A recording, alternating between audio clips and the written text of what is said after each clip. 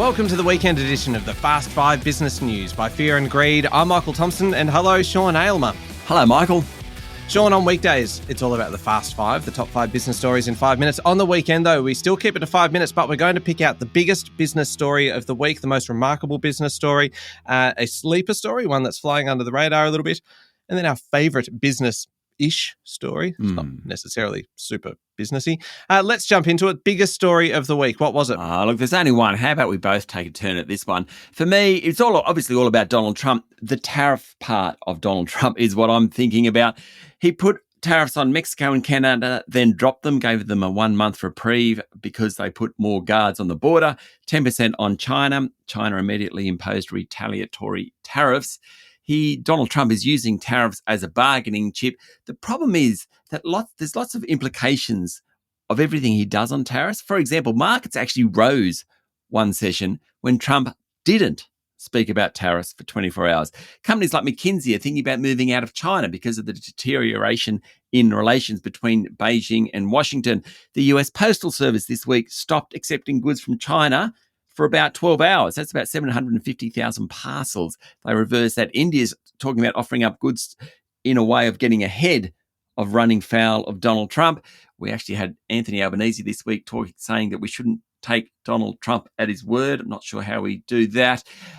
Just quite a remarkable story, Donald Trump, and that tariff thing has huge implications. Yeah, absolutely. And late in the week, there was another big Donald Trump story. That was where he suggested that the US could take over the Gaza Strip and turn it into the Riviera of the Middle East. It was a joint press conference with the Israeli Prime Minister Benjamin Netanyahu, and even he said it was at the extreme end of options.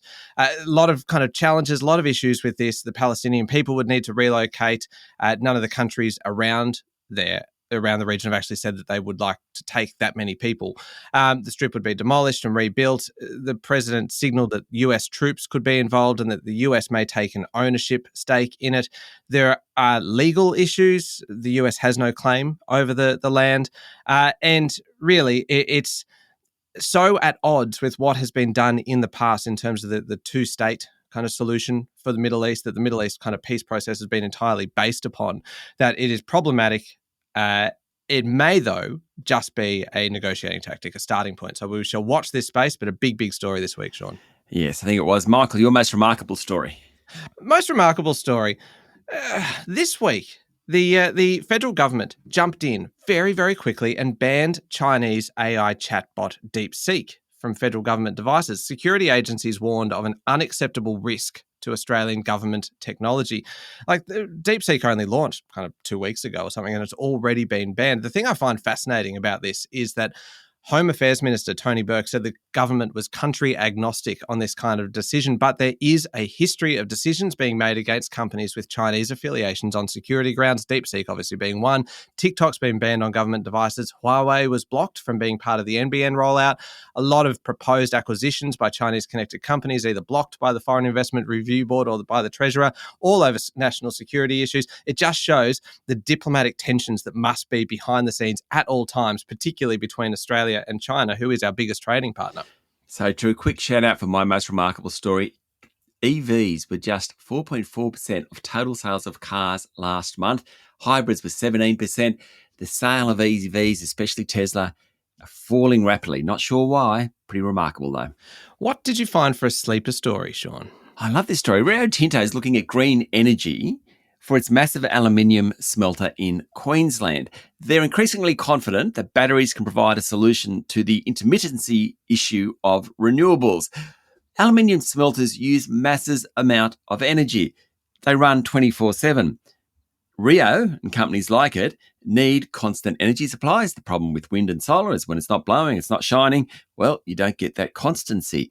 What Rio has said for the first time this week is batteries may be able to store enough energy and are cost efficient to provide what they call firming power when it's not blowing and it's not shining.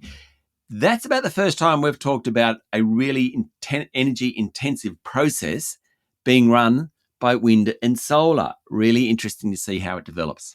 Yeah, absolutely. Another sleeper story, and this is sleeper-ish.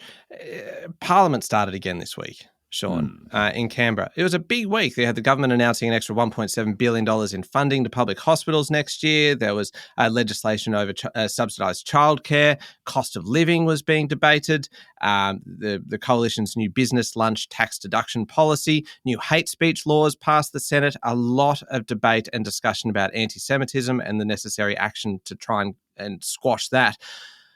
The thing is, though, and the reason why it's a little bit of a sleeper is that no one's really listening at the moment because really on a global stage, you've got Donald Trump just drawing the oxygen out of everything because all the headlines are about the international story and Donald Trump rather than about what's happening here at home. So it's kind of a sleeper story, Sean. Yeah, can I tell you my favourite story just very quickly?